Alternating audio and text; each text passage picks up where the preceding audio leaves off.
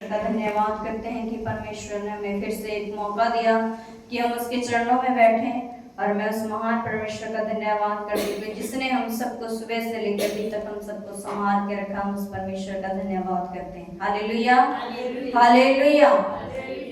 जैसा कि आज आपके सामने वचन में से पढ़ा गया यूहन्ना की अंजील उसका 8 बाब उसकी 1 आयत से लेकर 11 आयत तक वचन में से पढ़ा गया। और आज का वचन बेटे अनिल ने पढ़ा है। परमेश्वर उसे भी आशीष और बरकत दे। हालेलुया। यहाँ वचन में व्यभिचारण स्त्री को क्षमा, मतलब पापों से क्षमा। जैसा अभी बेटे ने गाया कि वह हमें क्या करता है, हर पापों से क्या करता है, क्षमा देता है। हालेलुया। इसलिए हम आज वचन में से देखते हैं परमेश्वर आज हमसे क्या कहना चाहता है। अपना ध्यान वचन की ओर लगाएंगे। यूहन्ना की अंजील उसका 8 बाब उसकी पहली आयत पे। परंतु यीशु जैतून के पहाड़ पर गया। भोर को वह फिर मंदिर में आया। सब लोग उसके पास आए और वह बैठकर उन्हें उपदेश देने लगा। हालेलुया। प्रभु यीशु मसीह जैतून के पहाड़ पे जब गए तो वह क्या करने के लिए, प्रार्थना करने के लिए। क्योंकि अक्सर प्रभु यीशु मसीह जैतून के पहाड़ पे जाते थे।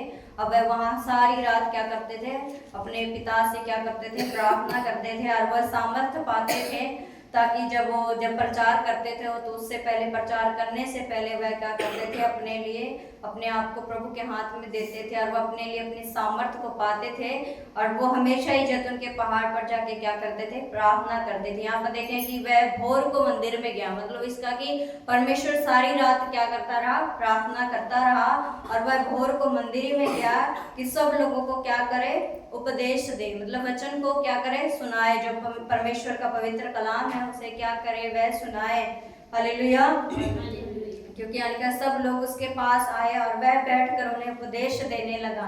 क्योंकि जब प्रभु यीशु मसीह जब वचन प्रचार करते थे, जब वचन को बोलते थे तो लोग क्या करते थे, लोग उसकी सुनने के लिए प्रभु यीशु मसीह के पास आया करते थे कि ताकि उसकी सुने। हालेलुया। तो परमेश्वर ने क्या कर रहा है, वचन उपदेश देने लगा, मतलब वचन को क्या करने लगा, प्रचार करने लगा। क्योंकि परमेश्वर उससे पहले, प्रचार करने से पहले परमेश्वर क्या करता था, अपने आप को खुदा के हाथ में देता था। अपने लिए क्या मांगता था, सामर्थ। वो सारी रात क्या करता था, प्रार्थना करता रहता था। क्योंकि परमेश्वर के द्वारा, प्रभु यीशु मसीह के द्वारा क्या होते थे, बड़े बड़े काम होते थे। हर बीमारियों से उन्हें लोगों को क्या मिलती थी, चंगाई मिलती थी। इसके लिए परमेश्वर क्या करता था, उनको सामर्थ और सामर्थ्य भरने के लिए अपने आप को क्या करता था, अपने पिता के हाथ में देता था। हालेलुया। तब देखें, तब शास्त्री और फरीसी एक स्त्री को लाए जो व्यभिचार में पकड़ी गई थी और उसको बीच में खड़ा करके यीशु से कहा। हालेलुया। तब जब प्रभु यीशु मसीह को प्रचार कर रहे थे, उसके बाद के शास्त्री और फरीसी एक स्त्री को लेके आए जो व्यभिचार करते हुए क्या पकड़ी गई थी, मतलब गलत काम करते हुए वह क्या हुई थी, पकड़ी गई थी। तब शास्त्री और फरीसी उसको प्रभु यीशु मसीह के पास लेकर आए और उसे बीच में क्या कर दिया, उस स्त्री को। क्योंकि वहां पर देखे उसने बीच में खड़ा किया था, इसका मतलब एक बड़ी भीड़ वहां पर है। क्योंकि परमेश्वर क्या कर रहा है, वचन को प्रचार कर रहा है, लोगों को उपदेश दे रहा है, तो एक बड़ी भीड़ वहां है। तब जो शास्त्री और फरीसी उस स्त्री को लेके आए तो उसे क्या करा, बीच में खड़ा कर दिया। तब यीशु से कहा, हे गुरु, यह स्त्री व्यभिचार करते पकड़ी गई है।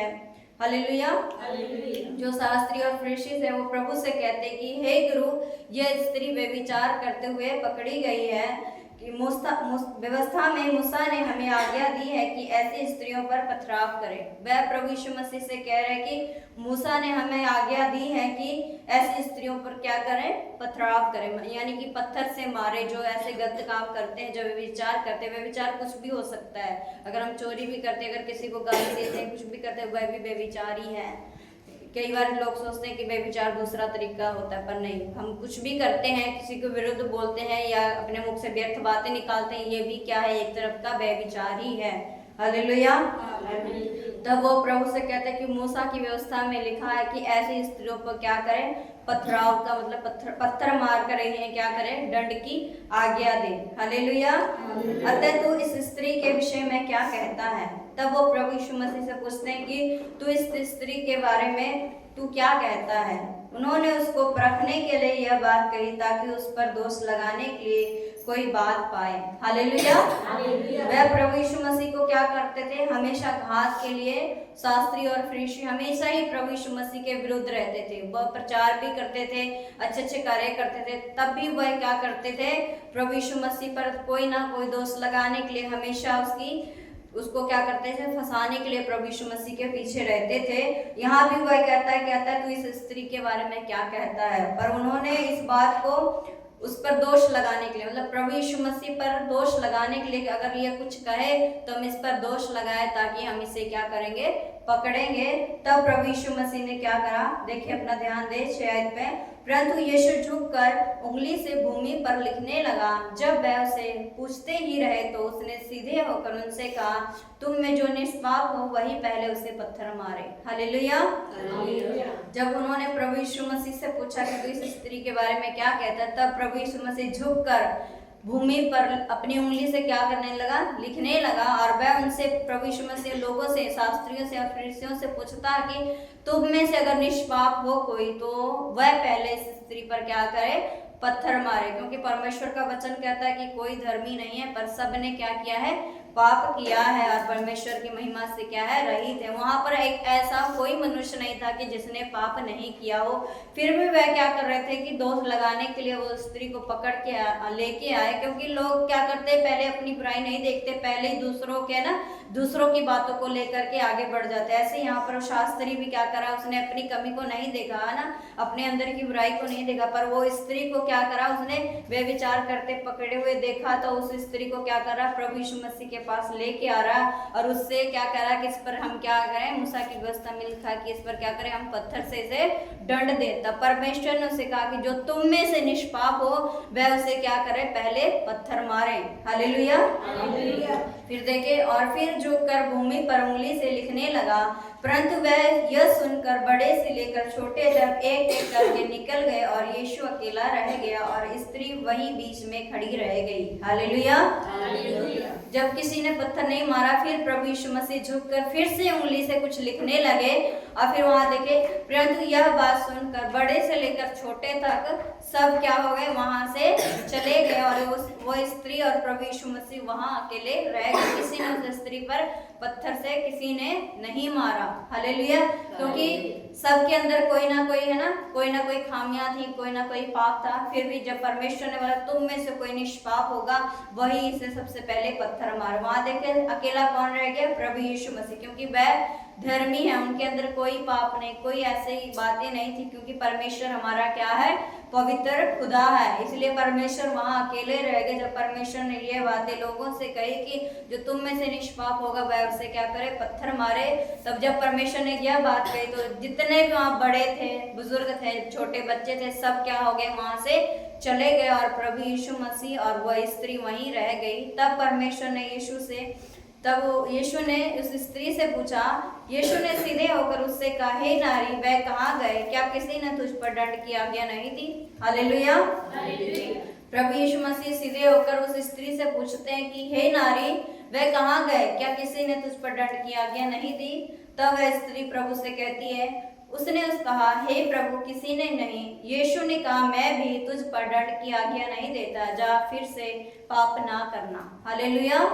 देखिए परमेश्वर ने उसके गुनाह को क्या कर दिया, क्षमा कर दिया, जो उसने पाप किए थे। परमेश्वर का वचन ही कहता है कि मैं धर्मियों के लिए नहीं बल्कि मैं पापियों को क्या करने, बचाने आया हूँ और उसका उद्धार करने आया हूँ। परमेश्वर ने देखे उस स्त्री के गुनाह को क्या कर दिया, यहाँ पर क्षमा कर दिया। हालेलुया। प्रभु यीशु मसीह जब उससे पूछा कि क्या तुझ पर किसी ने दंड की आज्ञा नहीं दी, तब उस स्त्री ने कहा कि प्रभु, मुझे किसी ने दंड की आज्ञा नहीं दी। तब प्रभु यीशु ने भी उससे कहा कि जा, मैं भी तुझ पर दंड की आज्ञा नहीं देता हूँ और जाके फिर पाप मत करना। हालेलुया। इसका मतलब है कि परमेश्वर अगर हमें एक बार गुनाह से आजाद कर देता है तो हमें, है ना, हमें समझना चाहिए कि हम फिर से उस पाप की दुनिया में ना जाए। अगर परमेश्वर ने हमारा फिर से अपने लहू से हमें धोया है, पवित्र किया है, तो हमें क्या करना चाहिए, उस पवित्र को अपने शरीर में ले करके प्रभु के राह, प्रभु के वचन के अनुसार चलना चाहिए। क्योंकि परमेश्वर का वचन कहता है प्रभु एक बार ही सलीब पे चढ़ा है, वह हमारे पापों के कारण वो बार बार शरीर पर नहीं चढ़ेगा। इसलिए परमेश्वर का वचन जो पवित्र लहू है वो हमें क्या करता है, हर पापों से, हर गुनाहों से हमें क्या करता है, छुटकारा देता है, हमें क्षमा देता है। जैसे इस स्त्री को यहाँ पर परमेश्वर ने क्या किया, उसके पाप से, उसके गुनाह से परमेश्वर ने क्या कर दिया, उस स्त्री को क्या किया, क्षमा कर दिया। और परमेश्वर ने उसे हुक्म भी दिया यहाँ पर कि उससे कहता है कि फिर जा, तू फिर से पाप मत करना। परमेश्वर का वचन में यही सिखाता है, अगर हम प्रभु के लहू से धोए हैं आज, तो हमें परमेश्वर हमसे भी कहता है कि हमें फिर से पाप नहीं करना चाहिए। हम अपने अंदर की हर बुराइयों को क्या करना चाहिए, दूर करना चाहिए। जैसे इस स्त्री ने दोबारा इसने पाप नहीं किया। अगर हम वचन में पढ़ते हैं, ये वही स्त्री है जिसने प्रभु यीशु मसीह के पैर पे इत्र डाला था। वे बेचारे स्त्री, जब वो भी पढ़ते हैं ना, तो इसने देखें जो वो इत्र लगा के वह पाप करती थी, है ना, अपने वो कुछ भी करती थी, पर उसने उस पाप को क्या कर दिया, जब प्रभु ने उसे क्षमा कर दिया तो उसने फिर से वो पाप नहीं किया। वह इत्र को क्या करी, प्रभु यीशु मसीह के पाँव पर वो डे लिया और उसके अपने बालों से उसके पाँव को पोंछे। जब हम वचन में से पढ़ते हैं, यूहन्ना की अंजील में ही है, जब वचन में से पढ़ते हैं तो उस स्त्री ने दोबारा पाप नहीं किया। इसलिए परमेश्वर का वचन भी हमें यही सिखाता है कि अगर खुदा हमारे गुनाहों को साफ करता है, माफ करता है, तो हमें फिर से गुनाह में नहीं जाना चाहिए, पीछे नहीं जाना चाहिए। हालेलुया। इसलिए परमेश्वर का वचन हम सबको बस यही सिखाता है कि हम फिर से पाप में ना पड़े, क्योंकि हम जब भी वचन में देखते हैं परमेश्वर ने जिनको भी आज्ञा दी है, जिनको भी अगर किसी को बीमारी से भी चंगाई दी है, तो उससे पहले परमेश्वर उससे कहता है कि तेरे पाप क्षमा हुए, क्योंकि पाप के कारण ही बीमारी आती है, पाप के कारण ही मृत्यु आती है। इसलिए परमेश्वर सबसे पहले उस पाप को जो हमारे अंदर होता है, परमेश्वर सबसे पहले उस पाप को हमारे अंदर से क्या कर देता है, धो देता है, साफ कर देता है। जैसा यहाँ पर इस स्त्री को उसके पाप से, उसके गुनाह से उसे क्या कर दिया, उसे साफ कर दिया, उसे धो दिया, उसे पवित्र कर दिया। हालेलुया।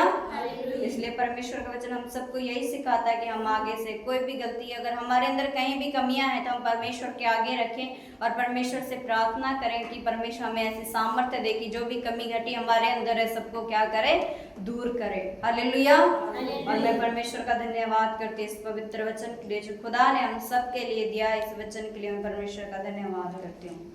सबको जय मसीह की जय।